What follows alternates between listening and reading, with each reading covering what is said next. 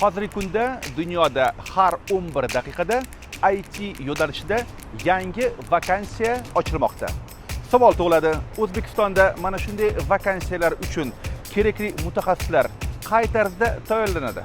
Ushbu savol bilan biz Toshkent shahrida joylashgan PDP universitetining rektoriga murojaat qilamiz. Nimaga? Buyuk Britaniya bayroq berdi, qanaqadir Britaniya bilan dasturlar bormi? Sun'iy intellekt mutaxassislari hamma biladi, hozir hamma ishlatishyapti, hamma xabari bor. Darslar ingliz tilida o'tiladi deganingiz menga juda ham yoqdi. Kim o'sha darsdan o'tadi? O'qituvchilarga qanaqa asosiy talab bor? Xususiy universitetlar ko'payib ketgan, xususiy universitet diplomi qanaqa, o'zi o'tadimi, o'tmaydimi degan savol ko'p. PDP universitetini tugatgan talabalarga qanaqa diplom beriladi?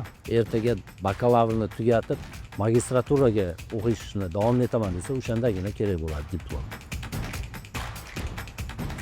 PDP universitetida bir 100% grantlar bormi? Homiylarimiz bor. Ular shu har yil talabalarga grant ajratishadi.